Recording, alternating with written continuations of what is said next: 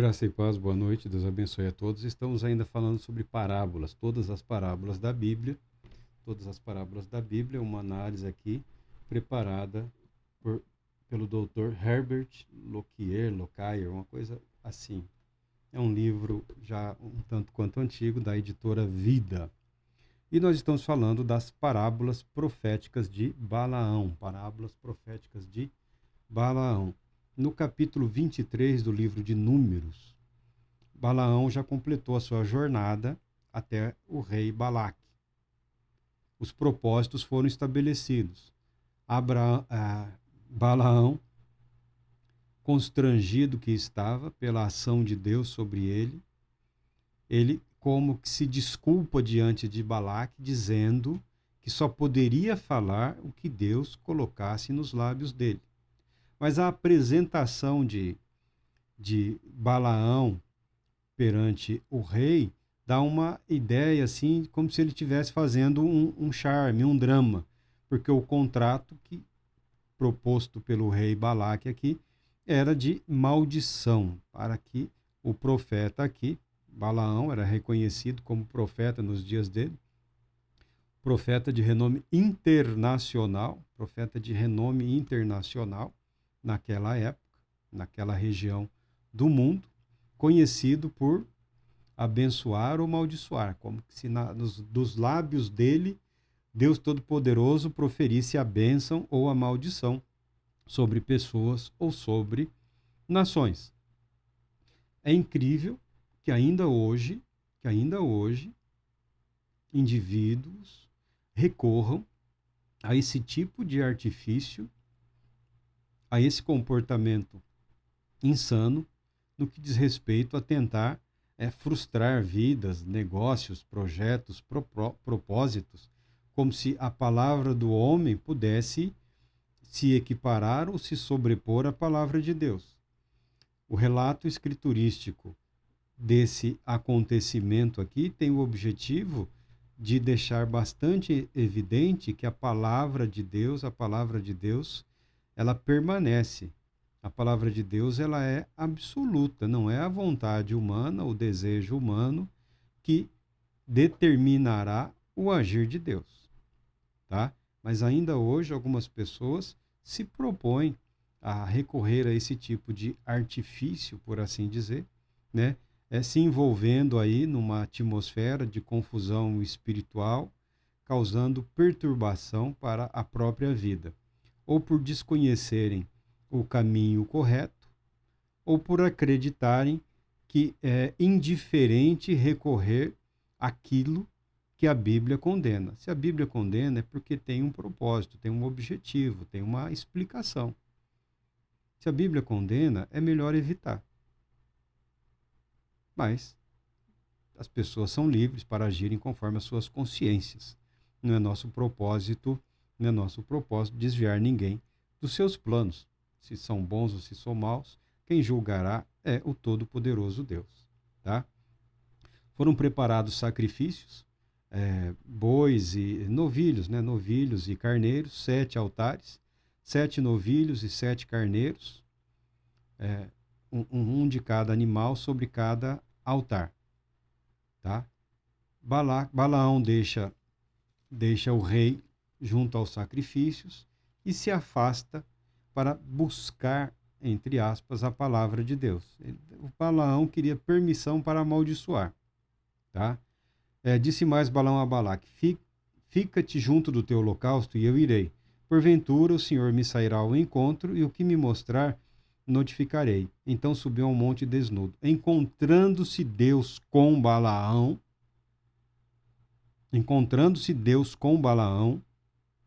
tá?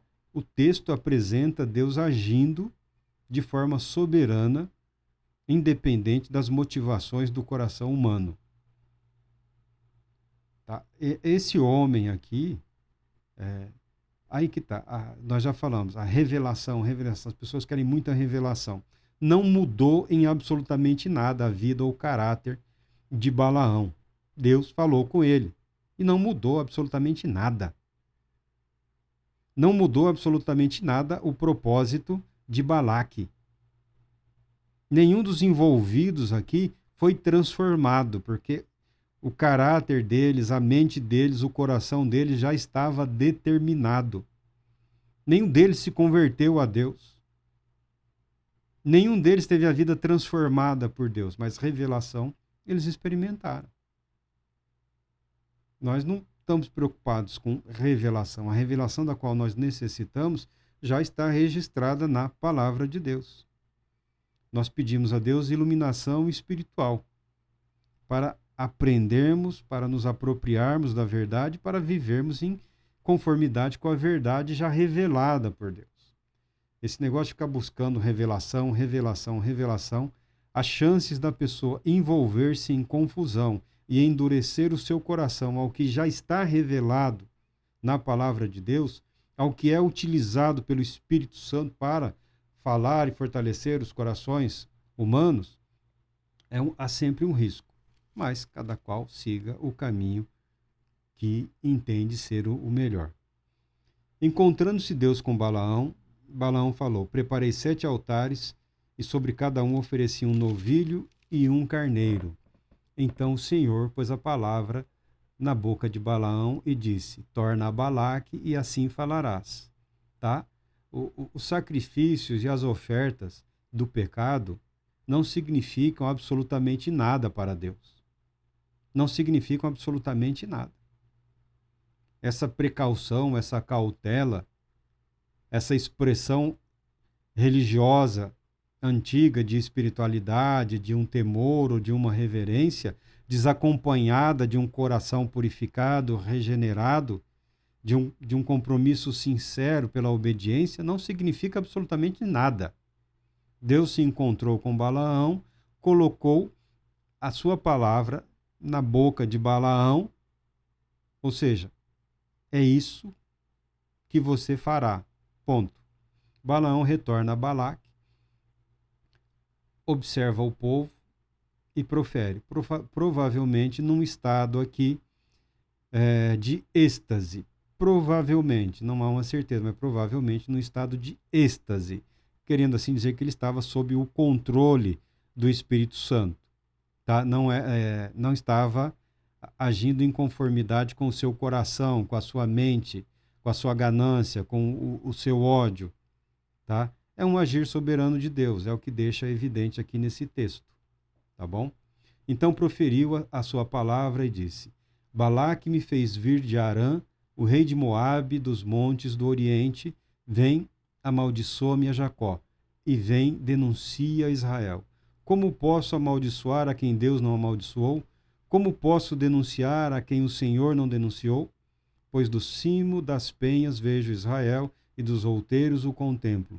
Eis que é povo que habita só, e não será reputado entre as nações. Quem contou o pó de Jacó, ou enumerou a 4ª parte de Israel? Que eu morra a morte dos justos, e o meu fim seja como o dele.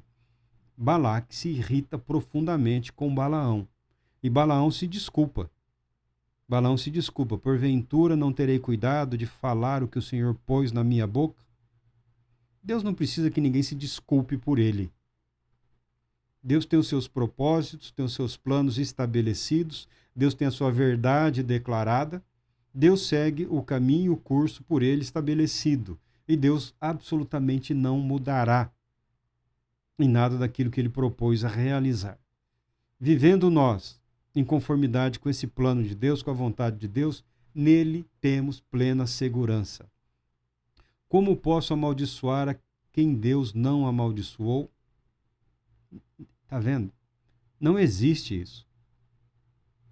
Uma época ressuscitaram, aí alguém leu um livro, alguém começaram a falar de bênção e maldição. Aí foi um negócio sem limite, sem isso, sem aquilo, bênção e maldição. Muita gente aderindo a esse tipo de comportamento de Balaão, se apresentando como profetas da bênção, como ministros da bênção, ministros da maldição. É isso, é a maldição de não sei o quem, é na sua casa, é na sua família, foi o seu avô, o tataravô, vai ser o seu neto, ou isso e aquilo. Um comportamento doentio, mórbido, de uma espiritualidade demoníaca, demoníaca, de uma espiritualidade que não considera a palavra de Deus, numa busca por resultados, né? Religião de resultados, espiritualidade de resultados, pessoas que não querem aguardar o tempo de Deus, o momento de Deus, tentando implementar conceitos superados. Toda maldição foi desfeita em Cristo Jesus. Sobre aqueles que creem, recaem as bênçãos do Todo-Poderoso. Não significa que a vida se tornará uma vida de faz de contas. No mundo tereis aflições. Todo aquele que quer, todo aquele que pretende viver piedosamente será perseguido. Será perseguido. Até mesmo no ambiente eclesiástico, até mesmo no ambiente de igreja. Ah, mas quem é esse aí exibido, querendo aparecer? Não tá bom aqui, viver aí na média, mais ou menos tá bom, tal. Mas se o outro quer mais, deixa a pessoa seguir em paz o seu caminho, sua vida. Se você está amarrado aí em alguma coisa, viva sua vidinha amarrada. Se você está em paz com a sua consciência, com o seu viver em Deus, tendo conhecimento de que a fé se processa não só no culto, na adoração, mas também através do pão nosso de cada dia, ou seja, da vida nossa de cada dia, do viver diário, do conviver diário, no mundo repleto de dificuldades e de maldades, vive em paz. Se alguém quer mais, deixe a pessoa buscar esse mais. E se Deus conceder? É problema de Deus com a pessoa, não é problema seu. Viva o seu. Viva o seu. Aproveite o que Deus te concedeu. Aproveite a vida conforme Deus te possibilitou a viver. Está vivendo em paz? Alegre-se em Deus. Está em sofrimento? Sofra em Deus, porque vai passar.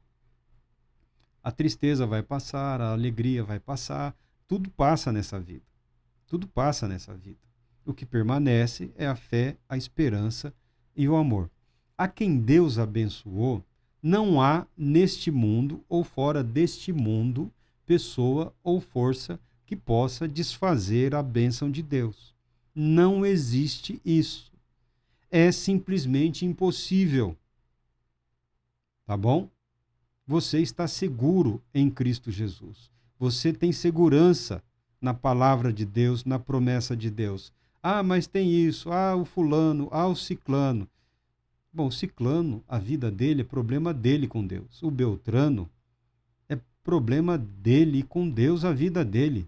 Não é problema meu, não é problema seu, não é problema nosso. Tentar compreender como Deus age ou deixa de agir só vai criar para você dificuldades na sua vida. Saiba que a sua vida é guardada por Deus em Cristo Jesus. Você está protegido, você está salvo do mal.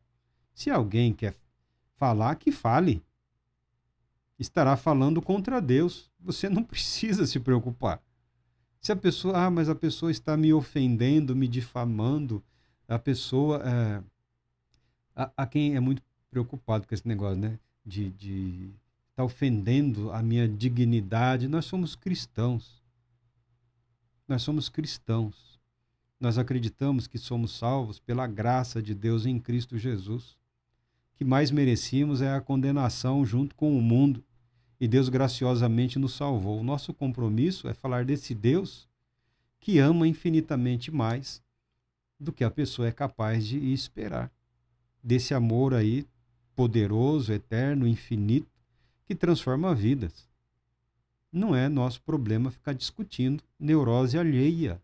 Se alguém te amaldiçoou, se tem alguém te amaldiçoando, se tem alguém usando de alguma suposta autoridade neste mundo para invocar maldições sobre a sua vida, essa pessoa enlouqueceu e a loucura dela é problema dela com o Todo-Poderoso Deus. O que vale? A palavra do homem ou a palavra de Deus? Ah, mas eu me ofendi. Por que você se ofendeu? Por que você se ofende assim com tanta facilidade? Por que uma palavra de maldição humana te afronta tanto? Por que desperta tanta essa sensibilidade? O contraponto é a palavra de Deus. E a palavra de Deus declara que ninguém pode amaldiçoar a quem Deus abençoou. Se essa pessoa está agindo de forma contrária à vontade e à palavra de Deus, ela será responsabilizada pelos atos dela. Você permaneça em Deus e deixa para Deus resolver, como Deus está fazendo aqui. A palavra profética diz que Israel foi abençoado por Deus. A palavra e a parábola profética diz que Israel é um povo que habita só, ou seja, é santo. Foi separado por Deus para um propósito santo, para um propósito estabelecido. Nunca é demais dizer que Jesus, o Cristo, que Jesus, o Messias, descende de Israel, tá? Da descendência de Davi, da descendência de Judá. Tá? Nunca é demais lembrarmos que Jesus, o Cristo, o nosso Salvador, é judeu, sempre foi judeu. Tá? Eu sempre considero isso muito importante, porque alguns têm apregoado aí um cristianismo, uma fé cristã, como se ela fosse assim uma ruptura absoluta e completa com a fé judaica. É o mesmo Deus, é o mesmo Deus. Israel é uma bênção, Israel é um povo que foi por Deus santificado para abençoar a humanidade. Como isso acontece? Acontece através da pessoa de Jesus Cristo.